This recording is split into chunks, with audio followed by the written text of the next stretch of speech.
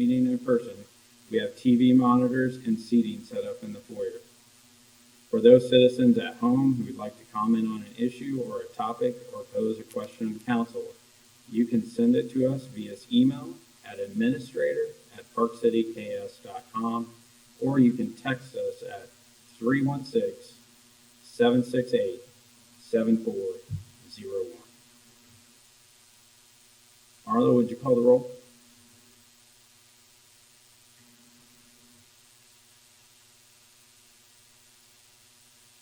Roll call.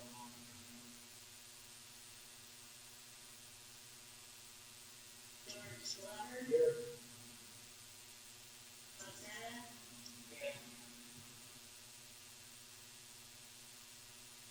Tom Jones. Here. Bill Chaps. Here. Bailey. Schreier. Mayor, do you have a quorum? Thank you. This evening, Councilman George Glover is going to lead us in the invocation, and Councilman Tom Jones is going to lead in the pledge. If everybody please stand. Father God in heaven, whoever was the time we need you right now. I pray that people will put their faith and trust in you, that we will look to you for all our comfort, wisdom, and guidance. I pray for provision for our citizens in need, also for protection for our Park City employees. Give us insight and moving forward. We ask these things in your precious name. Amen.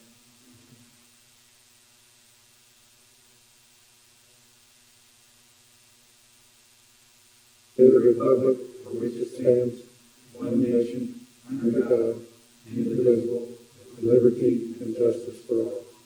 Thank you. You may be seated. The first item on the agenda is approval of the agenda. Is there a motion?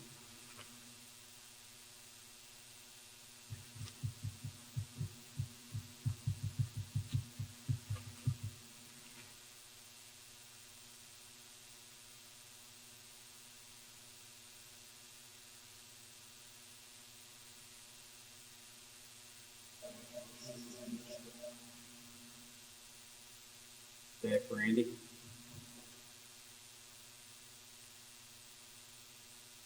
Or did you have any discussion? Yes, Okay, go ahead. yes, I would.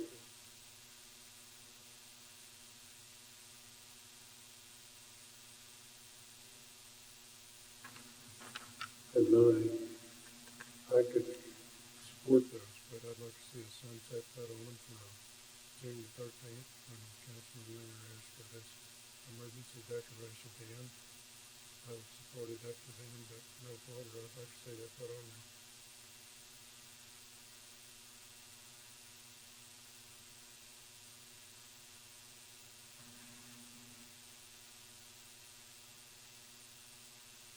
Were you clear about it?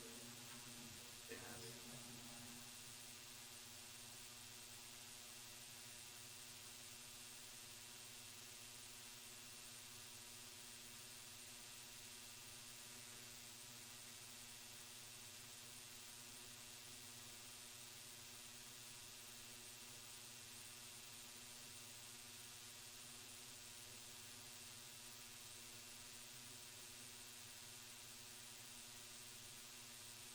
Wouldn't that just be done underneath the actions of those items? That would not be an amendment to the agenda, correct? That's correct, sir. It would not be an amendment to the consent agenda. That would be for discussion on items 8 and 9. Okay. All right, so we have a motion and a second. Not seeing any further discussion. All those in favor signify by saying aye.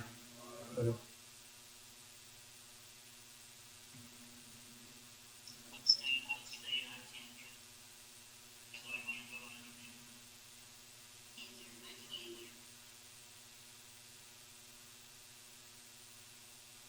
on. Okay, we had a motion and a second to approve.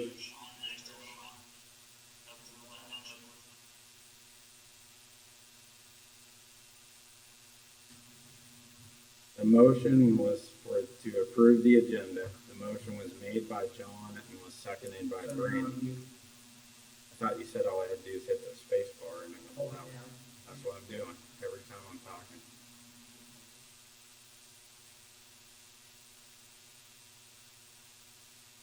not. So there was a motion and a second.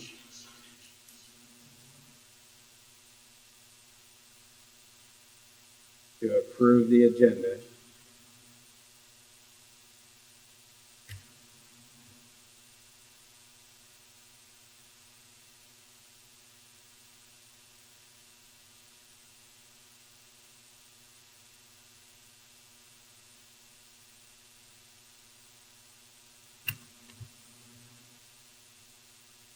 All right. There's a motion and a second. Not seeing any further discussion. All those in favor signify by saying aye. Opposed? And that motion passes 8-0. We don't have anything for awards or presentations this evening. Nobody signed up to speak at public forum, so we'll move on to the staff reports, and we'll start with our city administrator, Sean Fox. Good evening, Mayor and Council. A few items that may be on this evening, starting at the national level, and then at the state, and then finally down to Sedgwick County and Park City. So today, nationally, there has been a total of 50,206 cases reported and confirmed, with 606 deaths. The state of Kansas has a total of 82 confirmed cases with 2 deaths. Sedgwick County remains with 4 confirmed cases. March 18th, the President signed the Family First Wilderness Response Act, requiring employers with fewer than 500 employees provide employees who are unable to work or telework with 2 weeks emergency paid sick leave at regular pay for the following reasons: employees subject to federal, state, and local quarantine or isolation due to COVID-19, and advised by a healthcare provider to self-quarantine, during symptoms or seeking medical diagnosis, employees caring for individuals quarantined or advised to self-quarantine, caring for a son or a daughter whose school or place of care is closed or a child care provider is unavailable, employees experiencing similar conditions specified by the Secretary of Health and Human Services. Employers are obligated to pay either 100% or 2/3 pay, depending on which reason as stated above is used, and employers can exclude emergency responders. That's on the national level. Also, the Act does temporarily amend the Family Medical Leave Act to provide employees rights to take up to 12 weeks of job-protected leave for public health emergencies. Those who cannot work or telework due to the need of the care of a son or a daughter whose school or place of care is closed. The first 10 days can be in the form of emergency paid sick leave described above, or the employee may choose to substitute accrued vacation, personal leave, or other medical leave, but the employer cannot require them to do so. Finally, the Act requires healthcare provider plans to provide coverage for COVID-19 diagnostic testing, provider, the urgent care center, the emergency room, all at no cost or without prior authorization. On the state level, the latest executive orders from Governor Kelly include prohibiting gatherings of more than 10 people, prohibiting utility or internet disconnects, prohibiting evictions and or foreclosures, closing of K-12 schools for the remainder of the school year, temporary relief from certain motor carrier rules and regulations, suspension of all vehicle registration and driver's license requirements until 60 days after the emergency expiration, and finally the expansion of telemedicine and licensing requirements. Down to the county level, the Sedgwick County Board of Commissioners, acting as their Board of Public Health capacity, recommended yesterday that the public health officer issue a stay-at-home order effective at 12:01 a.m. on Wednesday, March 25th, 2020, tomorrow morning, which Dr. Min did as of 11:30 this morning. The order is in effect for the next 30 days, and within the order there are a total of 28 possible exemptions or classifications as to which jobs and or actions are considered essential and or allowed. And then finally, on Park City level, as you know, the mayor issued a proclamation of local disaster emergency for the city back on March 17th. giving him the authority to perform certain functions and/or acts through the provisions of the Kansas Emergency Preparedness Act or our own emergency operations plan, such as closing city facilities to the general public. I would like to assure everybody that staff continues to provide all services and functions of the city and is constantly monitoring and in communications with the Kansas Department of Health and Environment and the Sedgwick County Health Department for future guidance. That's it,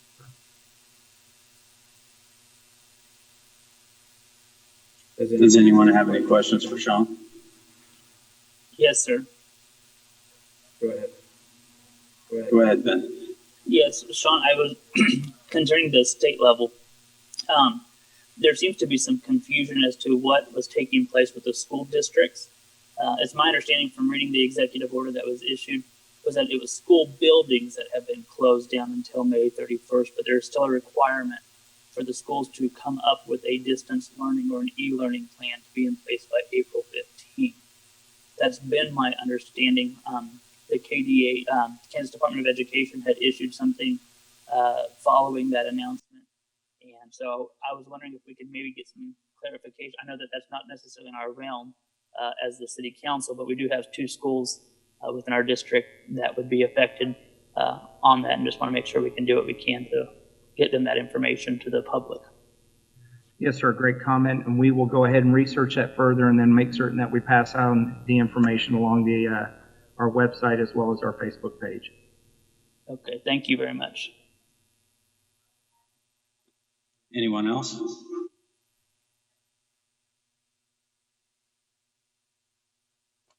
Not hearing from anyone, we'll move on to the consent agenda. Is there a motion?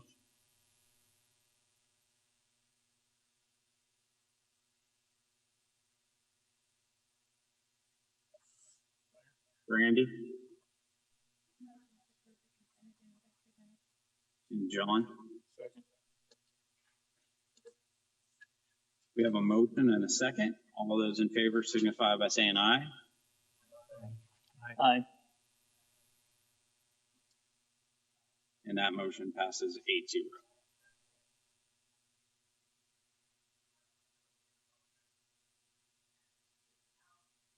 That brings us to item 6, which is discuss and consider the annual renewal of the water and sewer rates. Sean, can you start this? Or Dean, have her going.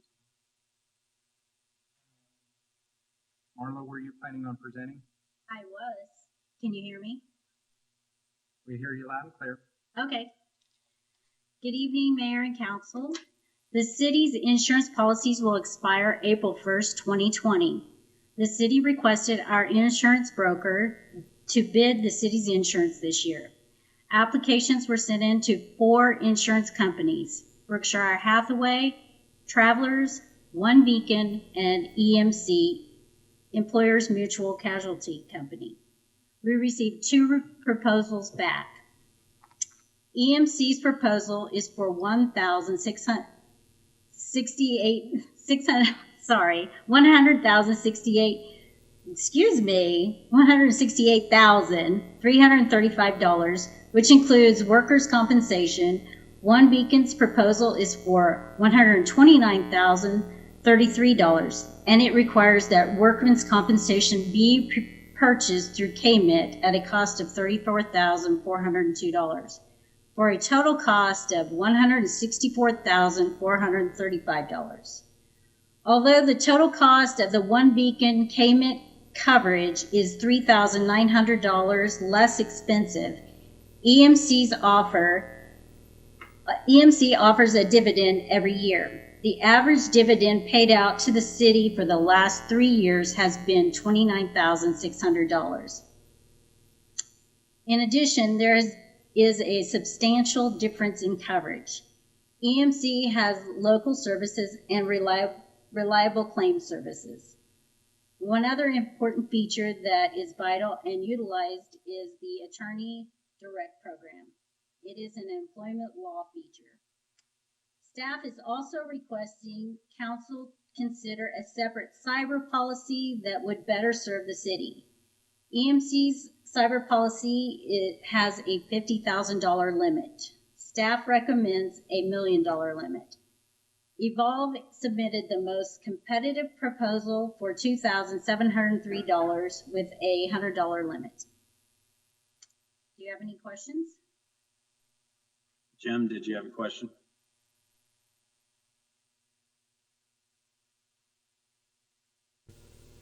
Unmute. Spacebar didn't unmute it.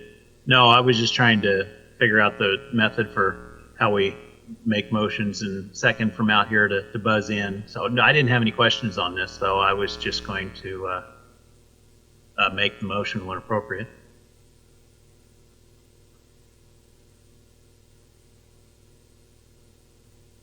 George? I'll second that for discussion, but I'll tell you straight out, I intend to vote against this. I was one of the many people in the state of Kansas that was insured by EMC. I was a loyal customer of them for years and years and years. With, they never paid a claim on my house or nothing. And then they just all of a sudden walked away from the state of Kansas. And I'd like to know how they're going to guarantee they're not going to walk away from this. I just got a short notice and they walked. And good luck, George, go find you another insurance company. Jim, did you make a motion?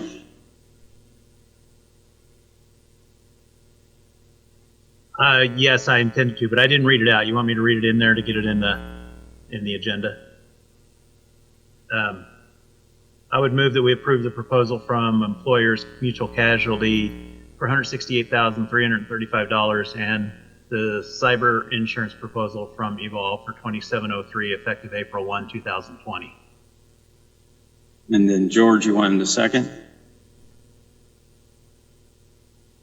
And I'd say, Mayor, all I'm asking is they give us some insurance and they're going to walk away from businesses like they did the homeowners. They just walked away from us. And I would like an insurance company that's going to stay here in the state of Kansas. Okay, anyone else? Yes, sir. Go ahead, Ben. Just to George's point there, because being in the insurance business before, we've had similar issues with companies that come in for short times and leave and regroup or whatever. The policy itself would have to be enforced. They would have to be accountable for their policy through the term. When it came time to renewal, they might, as George said, might cut and run. But the policy itself would be good for the date set. So I don't know how much of a guarantee we'd have past 1 year if they decided to move out, but we would be guaranteed through that year, would be my understanding from this. Anyone else?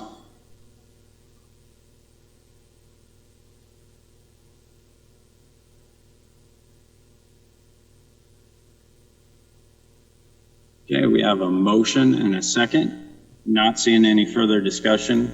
All those in favor signify by saying aye. Aye.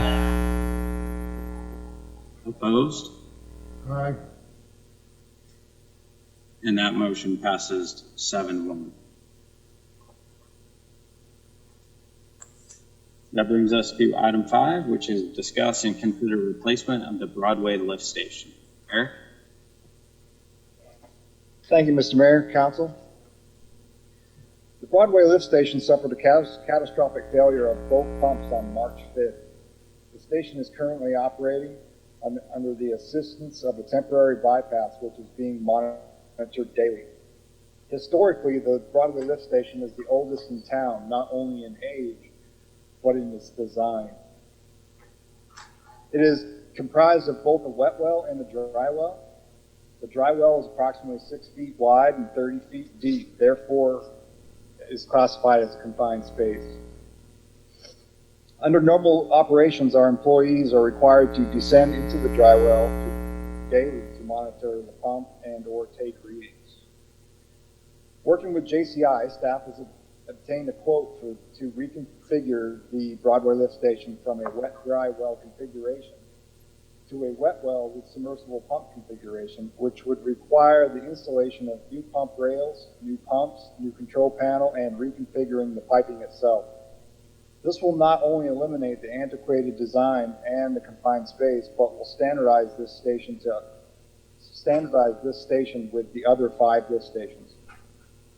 The total cost for reconfiguration, updating the lift station is $92,617.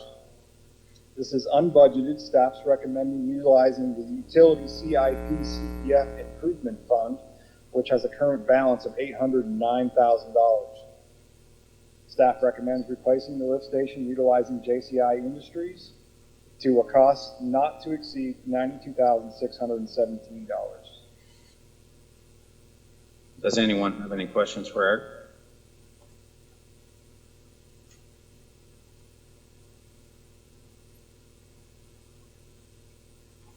Randy? Eric, on the proposal, it shows that it has a 15-week lead time. Are we expecting this to take 15 weeks to get these parts? And if so, how long will it take to replace this once the parts have come in? Yes, ma'am. I noticed on the quote that's their standard quote, but I was talking with JCI today. They're going to actually do it in stages. They're going to start cutting the concrete and putting the pump rails in, and as soon as the pumps get in, they're going to install the pumps. So it could possibly take 7 to 8 weeks, and that's only depending on the panel itself. That's the only thing we're holding up on right now. So is the 7 to 8 weeks how long it would take until the station is back up and running? We could have it up and running with one pump. It all depends on how fast we get the parts and pieces in there, but I will definitely be working with JCI closely to make sure it happens as fast as possible. Thank you.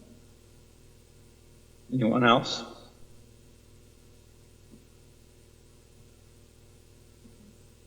Is there? Mr. Mayor? No? Go ahead, Ben. Yes, I'd make a motion to approve the quote from JCI Industries for the replacement of the Broadway lift station for a cost not to exceed $92,617 to be paid out of the utility CIP CEF improvement fund. Is there a second?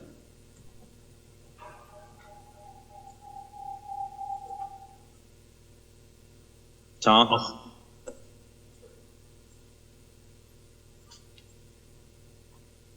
Okay, we have a motion made by Ben, second by Tom. Is there any discussion? Not seeing any discussion. All those in favor signify by saying aye. Aye. Aye. Opposed? And that motion passes 8-0. Thank you, sir. Thank you, Eric. That brings us to item 6, which is discuss and consider the annual review of the water and sewer rates. D?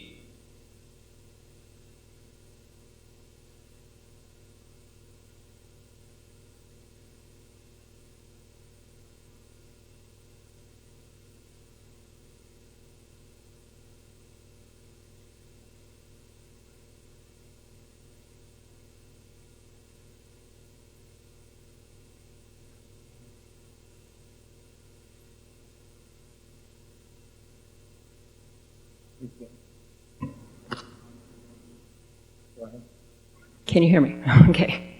I apologize, I'm a little out of breath. I've ran out the door twice now for something. So, okay, ordinance number 1087-2020 states the governing body shall conduct an annual review of the financial condition of the city's water and sewer utilities on or before March 31st each year. The purpose is to evaluate the need for any adjustments to the current water and sewer charges. In the current environment, with issues related to the coronavirus and the resulting impact on citizens, businesses, and the overall economy, staff does not feel this is the right time to implement rate increases. However, we do want council to be aware of our concerns with continuing with the current rates. For the water department, the 2019 results of the utility fund Water Department reflect revenues exceeding expenditures in the amount of only $49,893. This is fairly low for a department of this size. It could easily turn into a loss in 2020. Additionally, aging water lines are often demanding city resources and are in need of replacement. And lastly, with the current situation related to coronavirus, for a period of time, the city will not be collecting revenues for late fees and disconnections related to non-payment. It's also anticipated some of the account balances may never be collected. For the sewer department, due to the need for a future sewer plant expansion, council has previously expressed a desire to raise sewer rates annually at a reasonable level to avoid a very large future one-time increase to citizens, and also to build cash reserves that can be used to pay down the debt in order to mitigate future interest costs. The fiscal impact of not raising rates is that the financial health of utility fund water department may decline, and less cash will be accumulated by the utility fund sewer department to pay down future debt related to the sewer plant expansion, resulting in higher interest rate payments. To summarize, staff is recommending no change in water and sewer rates at this time, but we feel the topic should be addressed again later this year. Thank you, Dee. Does anybody have any questions for Dee? Tom?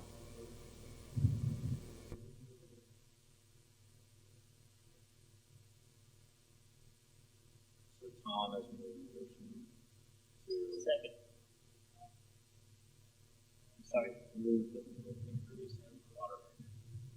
And Second for discussion. Really, I just want to say thank you to Sean and Dee and for all those that are working on this. Knowing this is the climate that we're in right now and that we're working through this as best we can for the ever-changing situation. I do appreciate also as well, Dee, that you mentioned that this is something that we do need to revisit down the on the road here as we work our way through this situation, the coronavirus situation. We've seen a number of infrastructure problems in the last year just because of aging systems. So I think it's something that we do need to address in the future, but I do appreciate you taking into consideration the fact of where we're at right now. So I'd be fully supportive of keeping the rates where they're at. All right, we have a motion and a second. Not seeing any further discussion. All those in favor signify by saying aye. Aye. Aye.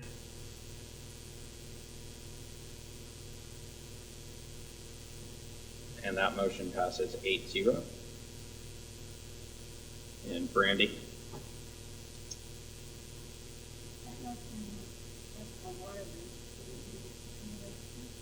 No, as you can see, there's a A and a B. The next item is for sewer rates. Is that what you wanted to address?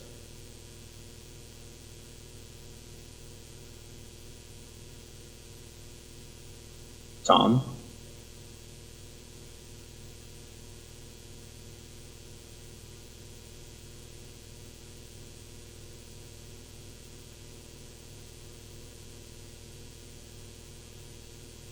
Okay, Tom made a motion to approve no increase in the sewer rates. Brandy? I'll second the discussion. Go ahead, Brandy. If we did the no, if we didn't do a no increase and we did increase it, on average, what would that look like on a resident's bill?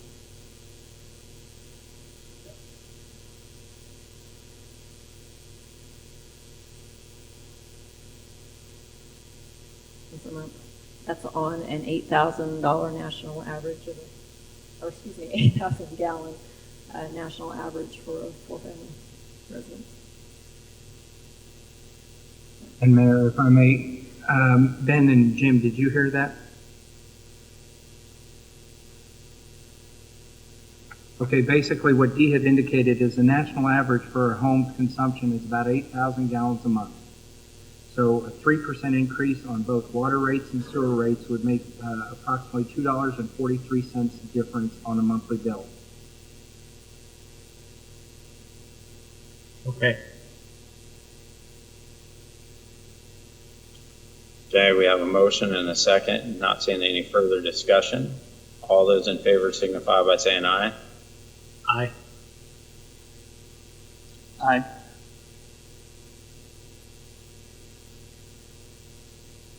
And that motion passes 8-0. Thank you, Dee. That brings us to item 7, which is discuss and consider extending the proclamation of the state of local disaster and emergency for the city of Park City, Kansas. Sean? Yes, sir. As I stated earlier, on March 17th, in response to the COVID-19 pandemic, the mayor issued a proclamation of local disaster and emergency, authorizing the activation of response and recovery aspects of the Kansas Emergency Preparedness Act and the Park City Emergency Operations Plan, and initiated the rendering of aid and assistance thereunder. Under KSA 48-932, it states that no state or local disaster emergency shall be continued for a period in excess of 7 days or renewed except with the consent of the governing body. There is no physical impact at this time that we can determine for extending the proclamation, and it is our recommendation that the council extend the proclamation for Park City for a total of 90 days ending June 15th, 2020. Does anybody have any questions for Sean?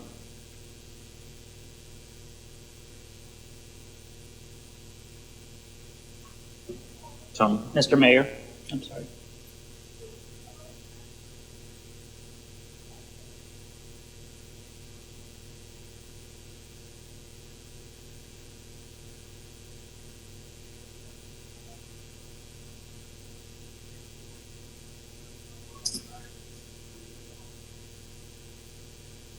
Councilmember Jones's question or comment was, if for some reason the pandemic didn't need to be extended for 90 days, could we revisit this on a shorter duration, or could we make it a 30-day extension and every 30 months do this? Or every 30 days, I'm sorry, not 30 months, every 30 days. The answer is whatever council's prerogative would be. We could do either or. We can go ahead and extend it for 90 days. And if, let's say the middle of May, everyone feels that it's no longer necessary, then we can, and we're back to regular normal meetings, we can always go ahead and rescind the emergency proclamation by council at that particular time.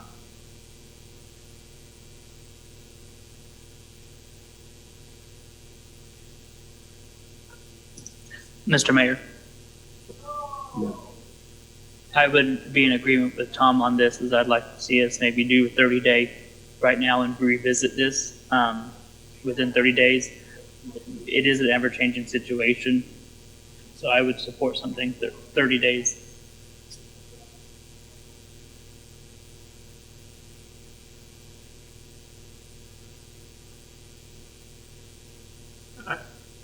I'm just going to weigh in. You can hear me here that the 90 days seems okay to me.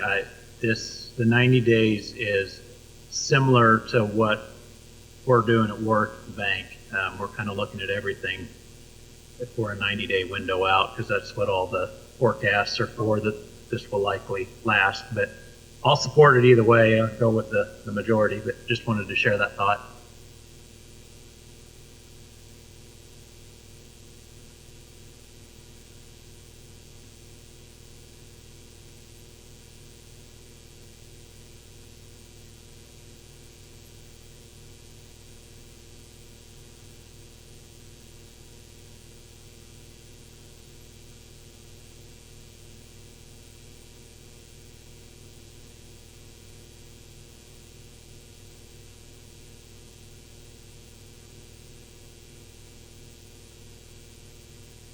Or we can move on and say no action was taken here and move on to item 8.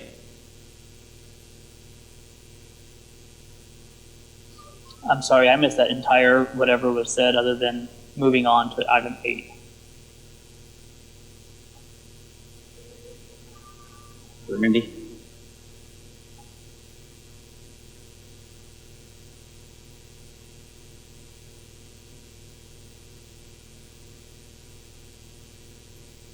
Tom?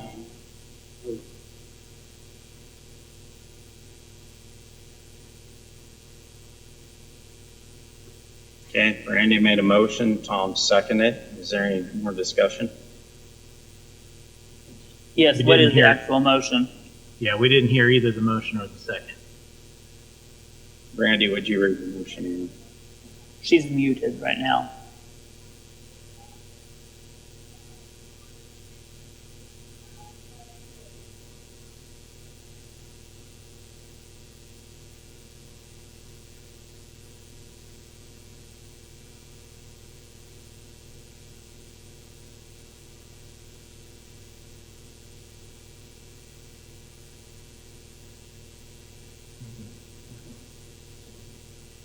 Move to approve extending the proclamation of state of local disaster emergency for the city of Park City for a total of 90 days ending June 15th, 2020.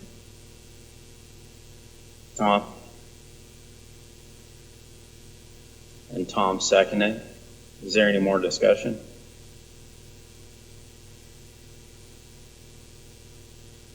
Not seeing any. All those in favor signify by saying aye. Aye. Aye. Anyone opposed? And that motion passes 8-0.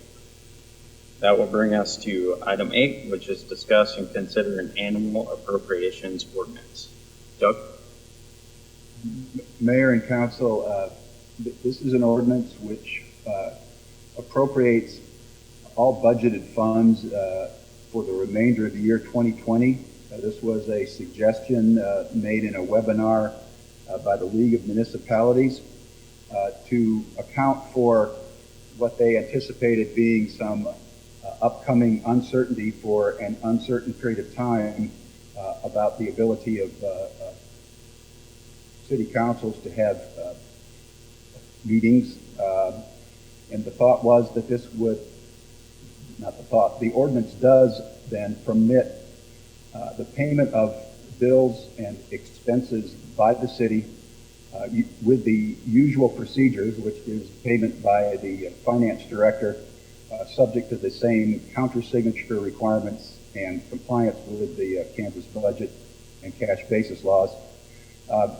And staff would recommend adoption of the ordinance. And as a note, there would still be, when there were meetings or if there were no regular meetings, by email, a report of all disbursements that were made from these funds. George? I don't know how to say this. You're going to make that danger of the power of the budget belongs to the city council. And if you pass this, you're going to be transferring this to the administration. And I can't say this strongly enough. If I don't want to be a council member and show up when I'm needed emergency or otherwise, then I'll resign. Otherwise, I'm an elected official, and it's my job to show up. And I, for one, am not going to turn my portion of authority over to the administration. You know, it's just not right. That is the city council. You know, free people in a free society get up their rights one at a time and always for a very good reason. The only way I'll support this, you put a sunset clause on it for June 15th, an emergency declaration. I could go for that. But otherwise, you're walking into a danger zone if you get, you know, I trust Sean and I trust Ray, but they're not going to always be here. In an emergency, some people might be a hangman. And they could spend $50,000. And I'm not going there. George, you're wrong. Item 10. What are you doing, eh? Yeah. They're talking about spending all those funds without us. Am I missing something? Sir, I wouldn't want to say that you're missing something. I take your point. No doubt about it. What this is doing is council has already approved the budget for 2020. And it is saying as long as we are remaining within the guidelines of what has already been approved in that budget, that we would therefore have the authorization, because we don't know how often council is going to be able to get back together. All right, now we're having some technical difficulties, and it's my promise to you that we will get better at this as we proceed. When you were talking about the $50,000, that's item number 9. That's the next one we're going to talk about. This already does have a sunset on it, in the fact that this is for the remainder of 2020. If council would like to have it expire as of June 15th, we could do that as well. Next question. But it doesn't give us free to sit there and start making obligations that the council has not already approved within the budget. We already on a daily basis live and breathe within that adopted budget. It's just right now, every 2 weeks when we get together, we bring you the appropriations and we get your approval. So, Look, I was a department head for a long time here, and I understand the budget. I had my budget. Before I spent that money, I had to come and present that to the city council and get their approval before I spent it. And this is asking us to rescind that and just give it to the administration. Am I missing something? no, sir, you are not. That's entirely correct. As long as we stay within the confines of what the budget has or what has already been approved in the budget, with various different dollar amounts in each particular line item, as long as we stay within those guidelines, that's what this is supposed to do. If council directs that we still require approval from council, then we can continue to remain.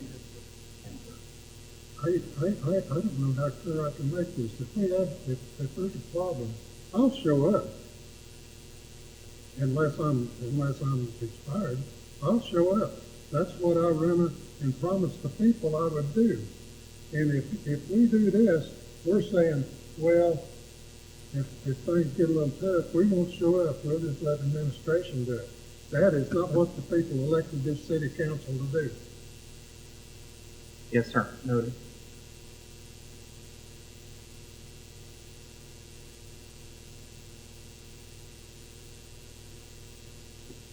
Doug, could you touch a little bit more on what the league's recommendation does and what this really does as far as allowing vendors to be paid by the city? Well, I would defer to Dee. My understanding is that we do this essentially all the time. We do these reports, appropriation reports, on every agenda that I guess gets approved on a consent basis. But I can't speak to the process. My understanding is that we pay bills all the time, kind of just like this, that in advance of the council adopting the appropriation list that goes on every agenda. Go ahead, Dee. We do have to pay some invoices ahead of.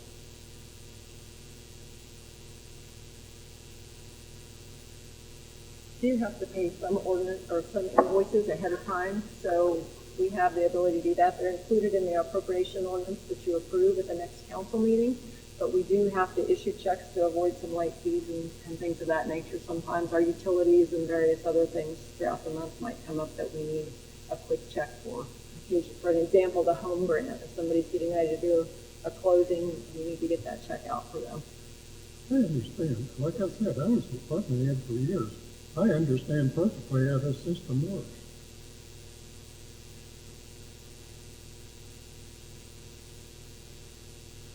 That is probably why I'm speaking. I fully understand how the system works. And I don't think the city council ought to give up their authority. Mr. Mayor. That's their wish, but I won't be one of them. I've said time and again, I am not a rubber stamp, and I will not be one.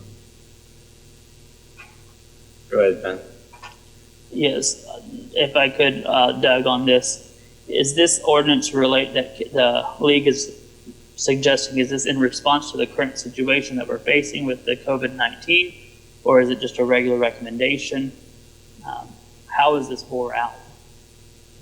I'll defer to Marlo to respond to that. She was in the webinar and it was presented to her. My understanding and the way I presented it to you is that this is in response to the COVID emergency. If I'm wrong, she can correct me. If that is correct, yes, Marlo, sorry. He is correct. That is correct.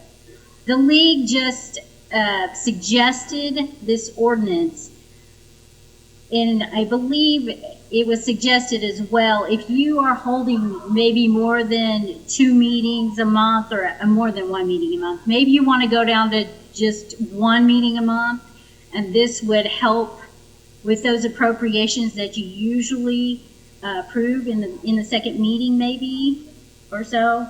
But it only lasts through the end of the year, and it was only brought up and drafted because of the COVID-19 situation. I guess then my question or my suggestion would be then I hear what George is saying on this, and I agree, but I also understand we could be in a situation where we do have to go to 1 a month meeting. There's no need to be late on payments or anything because we're not meeting to approve the appropriations or whatever the case might be. I would say as a good safe way, maybe we should make this ordinance to sunset on June 15th, along with the emergency declaration, since that is the purpose behind this ordinance. Tom?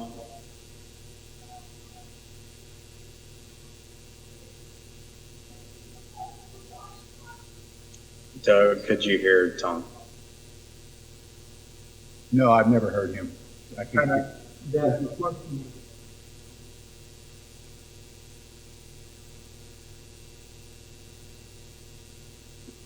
Doug, the question that Tom posed was, why is this an ordinance that the league recommended versus a resolution? That's the way we do appropriations. We do them by ordinance.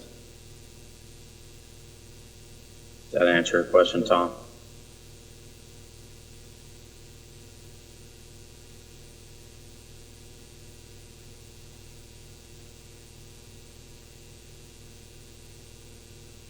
Brandy? I think since we don't know how long this is gonna last, I don't wanna be upset a deadline of June 15th, because it does go till November, December timeframe. So I'll need to approve the ordinance 1090-2020, an ordinance appropriating the amount set up in each fund in the budget for the remainder of the calendar year 2020, providing for the payment of all claims and charges against the accounts provided for therein. Is there a second? I'd second that.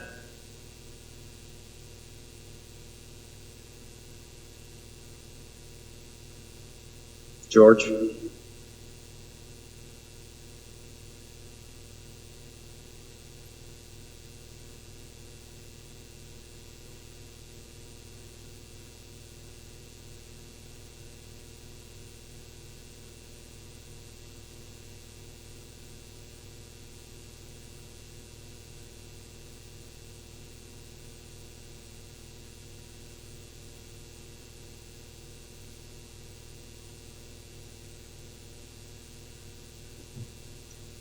Okay, there's a motion and a second.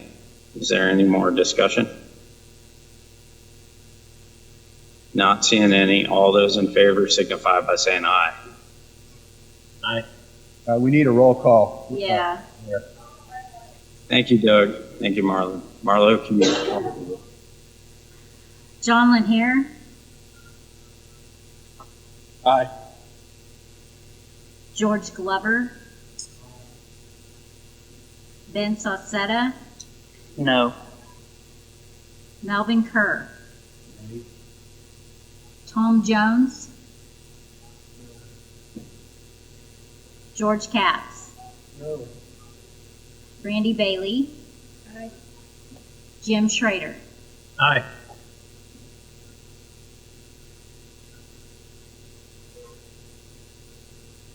Marlo, do you have that as a 4-4? I do. Doug, would there need to be a tiebreaker, or does this require a majority? No, you can vote to break the tie on an ordinance. Marlo, aye. Okay, thank you. Obviously wants to work and you don't. That'll bring us to item 9, which is discuss. Go ahead, Tom. Lining that lives down the street.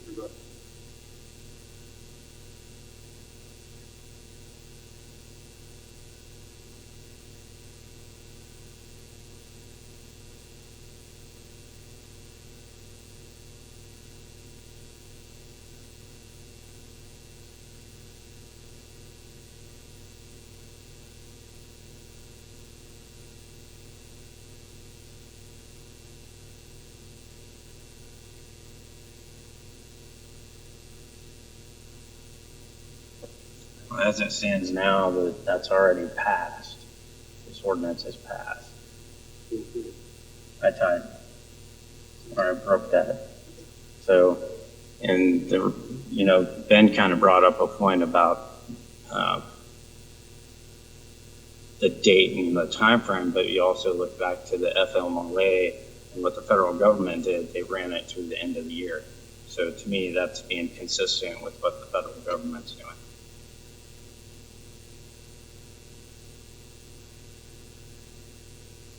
Okay, that brings us to item 9, which is discuss and consider increasing the emergency purchase limit in the City of Park City purchasing policy. D.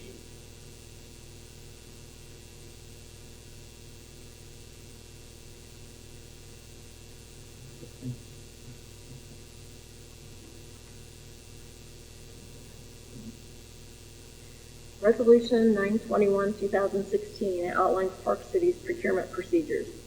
Section 1C specifically relates to emergency purchases, and in addition to defining situations that qualify as emergency purchases, states the city administrator, acting city administrator, and mayor may authorize an amount not to exceed $10,000 with full disclosure to the council at the next regular meeting.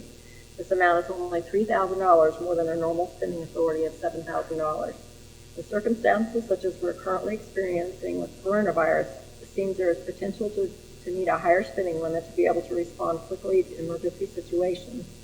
Please note that in your council packet, the resolution that's in there has a typo. It says Assistant City Administrator, and that should say Acting City Administrator. Staff recommends approval of the resolution on the agenda tonight, which increases the limit for emergency purchases from $10,000 to $50,000.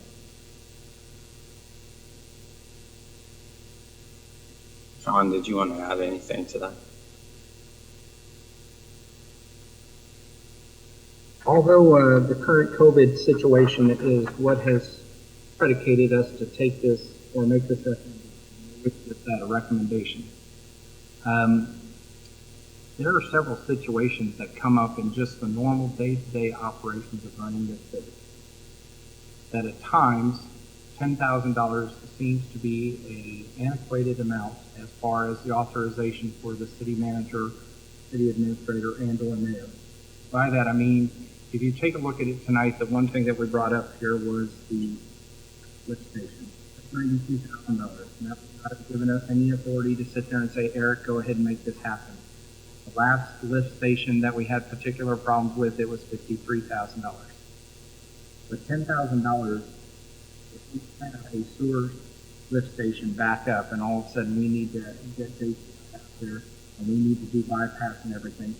So far, just within the last 20 days, since March 5th, we have already incurred $17,000 worth of bills for JCI to even operate that lift station as a backup measure. Technically would not have the authorization, nor would the mayor, to make that without council's approval.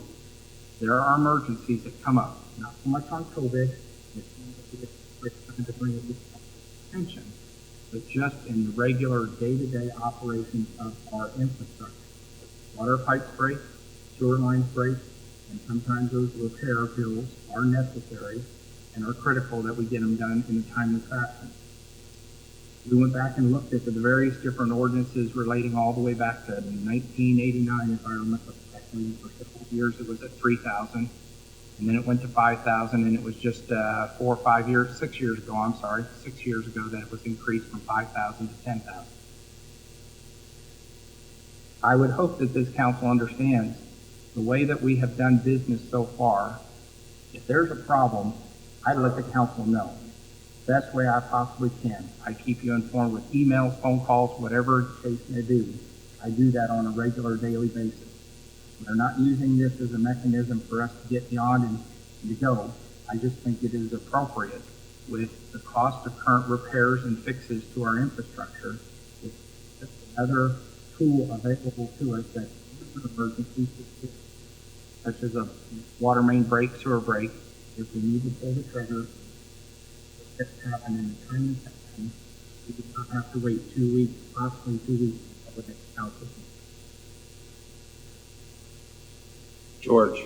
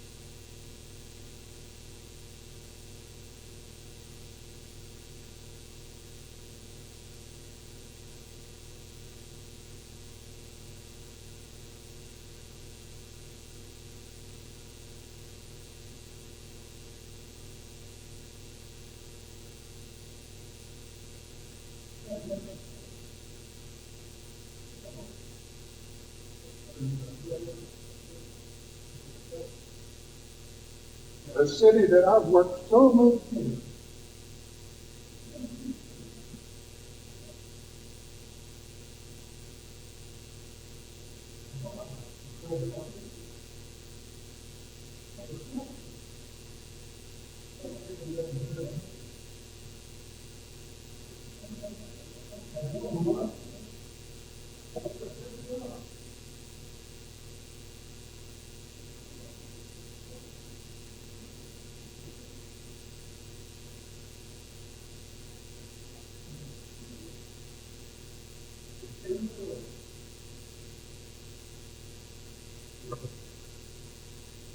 Anyone else?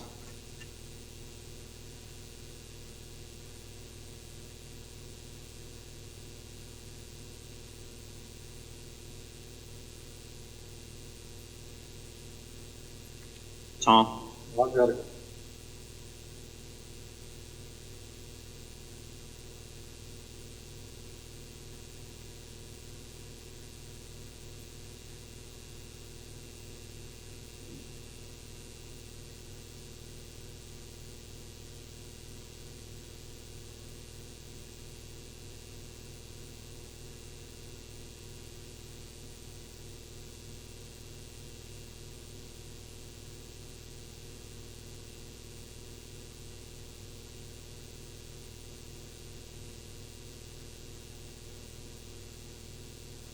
All right, since there's no recommendation from the council, we'll just go ahead and move on to item 10, discuss and consider the memorandum of agreement with the City of Valley Center. Chief Austin.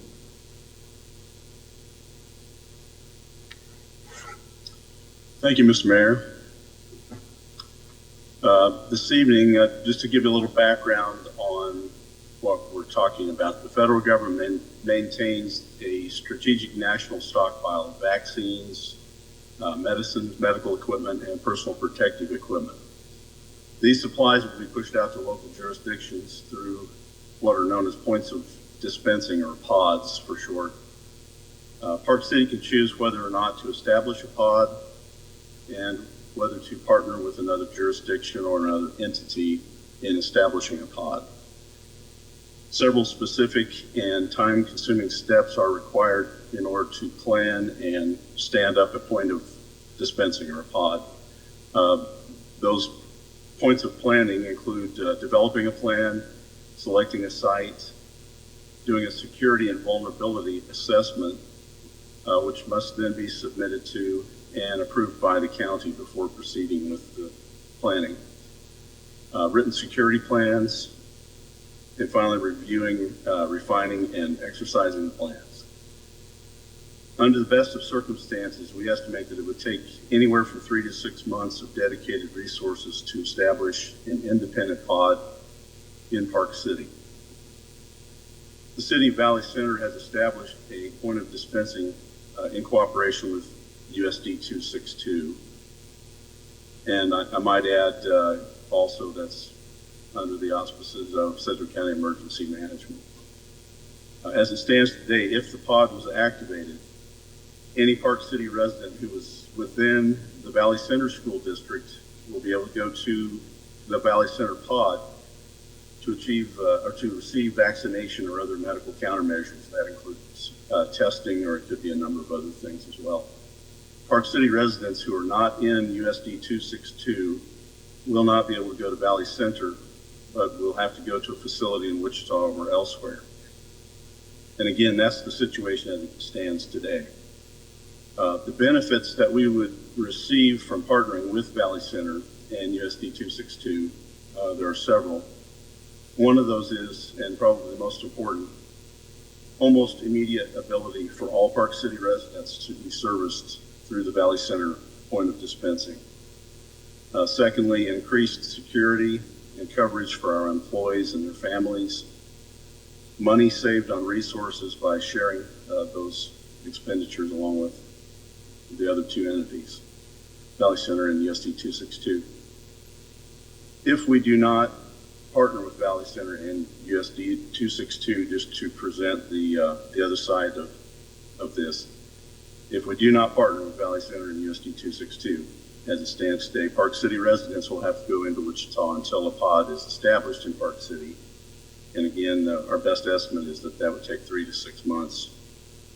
Secondly, we will need to establish a memorandum of understanding with USD 259 if we were to do it within one of the USD 259 schools in Park City. Plus, spend several months of planning on a pod and also obtaining approval from the county. If the council approves an MOU with Valley Center, I'd like to emphasize that this will not prevent Park City from establishing our own pod in the future if the situation dictates or if circumstances change. The council has the authority and the ability to withdraw if they do choose to approve the memorandum of understanding with 30 days notice. Either party can withdraw from it at any time. It's not binding. The fiscal impact, we're not at this point expecting that there would be if a pod is not activated. If it's activated, the city would be responsible for paying overtime that might be incurred as a result of the emergency. Some of the expenses we could expect would potentially be recovered from the federal government under a disaster declaration. Staff recommends the approval of the memorandum of understanding between the City of Park City and City of Valley Center School District USD 262, and also the Sedgwick County Emergency Management. I'm glad to answer any questions if you have any. Chief, I just want to circle back to some of the facts of this. I know the last meeting this kind of got brought up, but the simple fact of this is for us to try to find something here within the city could take us 3 to 6 months to try to put a plan together to be approved so that we could have a pond within the city. And the way it stands now, half of the residents basically that are in the school district would be able to currently go over to the center pod and participate in that because of the school district alignment. However, the rest of the folks in Valley Center would then have to go to an open pod location spread throughout Wichita or Sedgwick County and try to find a place to get in line and stand in route. Chief. I think when you said Valley Center on the last part, I think maybe you meant Park City. The rest of the folks in Park City who are not in Valley Center School District, is that what you meant? That's correct. Mr. Mayor. Yeah, Ben. Yeah, after spending a little bit of time thinking through, and I mentioned last time at the meeting, I understand that there's some concerns whether we're looking at our residents going to another city, but I also understand the fact that even as we see right now, living through a pandemic that's causing us to be in several situations like we're in right now, considering options that we are on this very agenda, I think it's imperative that we put a memorandum of agreement in place with Valley Center as it's set up right now, knowing that the Park City Police Department under Chief Austin is facing shortages already with staffing, and we would be responsible for securing that location at all times there during an emergency. We just don't have the personnel right now. And so I would make a motion to approve the memorandum of understanding between the City of Park City, the City of Valley Center, and the Valley Center School District, USD 260. Is there a second?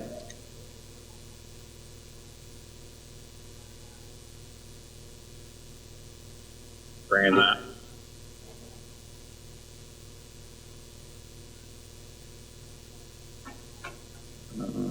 I got 10.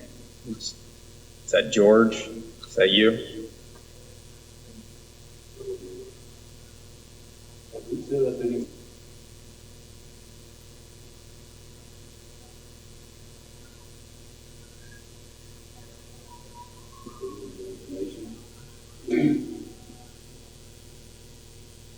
Chief, I don't know if you heard Melvin or not, but he was asking if we had a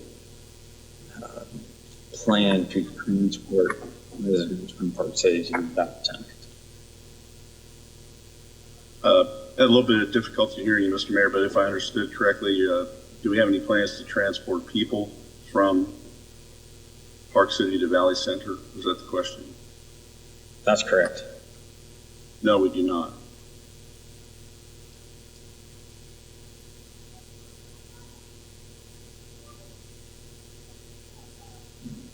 John?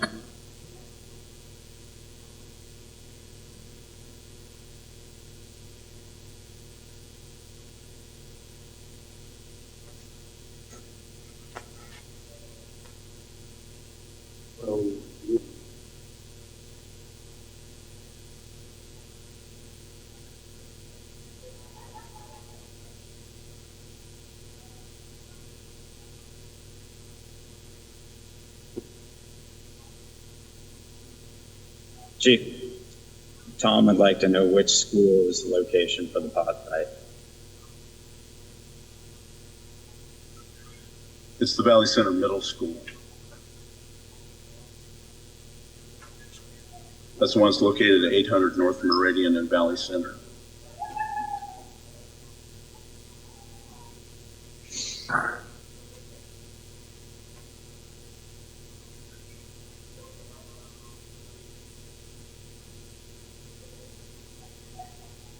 And Mayor, if I could, a point of clarification on the motion, if the MOU is actually between Park City and the Sedgwick County Emergency Management staff.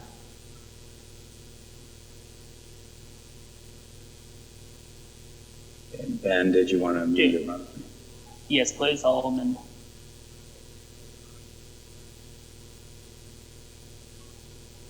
Who's seconding that? Brandon?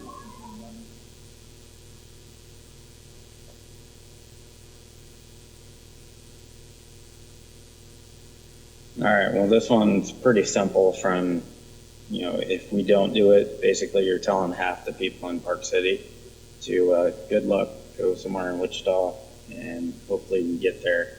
And it's going to be a lot more convenient for anybody in Park City to get to Valley Center and have a specific designated close pond to the city that's available to them.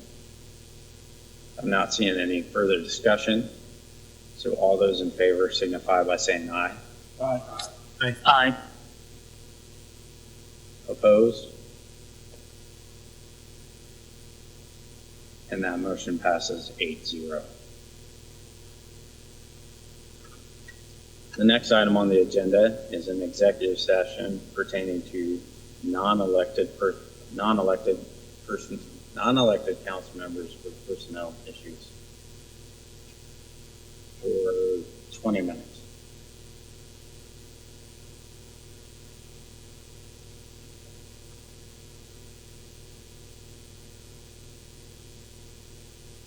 Randy. I recommend recessing into executive session for 10 minutes.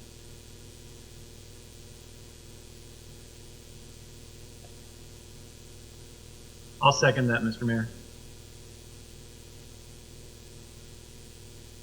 And we got a motion and a second. And any further discussion? All those in favor signify by saying aye. Opposed? Aye.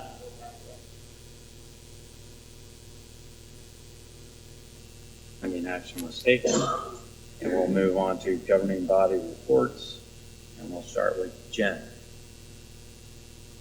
I have nothing specifically to report tonight. Thanks for trying out this new technology. This is actually pretty slick. We get the bugs worked out of it. We're really close. I liked it. And this was very convenient considering everything that's going on in the world right now and everybody trying to stay healthy. So thanks for everyone's efforts to try to set this up and stay safe and stay healthy. Randy. I just want to say, Park City Pride is going to do a special food distribution on Saturday, April 4th, from 9:30 to 11 a.m. at the Pride Building. This is going to help with the new Lake Park City residents that have been laid off. All they need to bring is proof of residency, their employer name, and if you have any questions, please reach out to Dan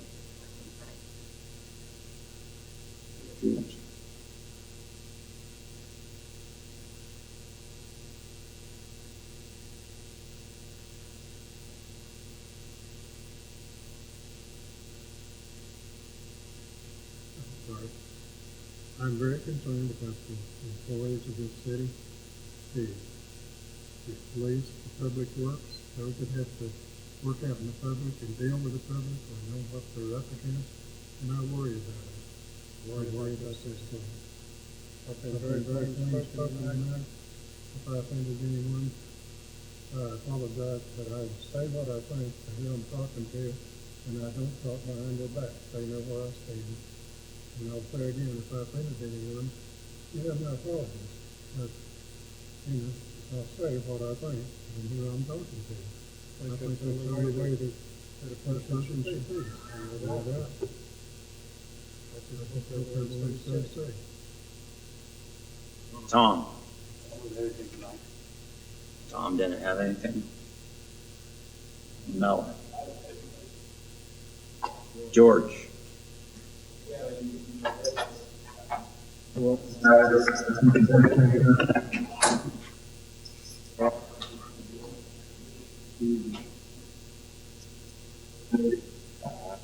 Thing that we have going on tomorrow.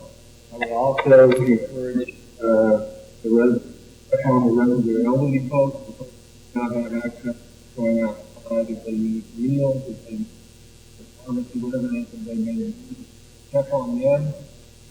This is definitely a blip in the road, but love and will get through this. So I just thank you for the hearing that we need to take social distancing and just know that it's got to be home. Ben? Yes, again, thank you, Brandy, for mentioning the food pantry. I spoke with Jamie yesterday, and they are ready to go for that. I did want to encourage those of you here in this town who have been blessed not to have been laid off to consider making a contribution to the Park City Pride by check or cash. They would appreciate that. That way we can buy more supplies or food items that would be needed. You can mail those to 6512 Northeast of Parkview. I talked to her yesterday. All those would be appreciated. So I want to challenge all of those residents here in town who have not been affected by the layoffs or the furloughs to join in and to contribute there to be a help to our community in this time. Again, want to wish everyone safety here. Be on guard. Just take necessary precautions. And again, tonight at 12:01 a.m. is when our stay-at-home order goes into place. And so please adhere to that as best as possible. I know there's many exceptions, and there's some things out there you can still get out and get exercise. There's a lot of things that you can still do, and I encourage you to do that. Check in on neighbors, check in on family, make sure they're doing okay during this time.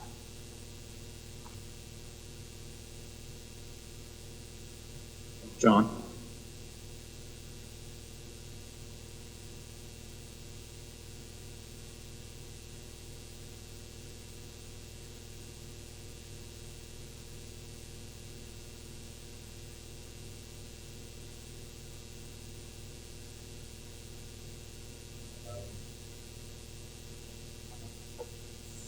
I'm sorry, that's all I have.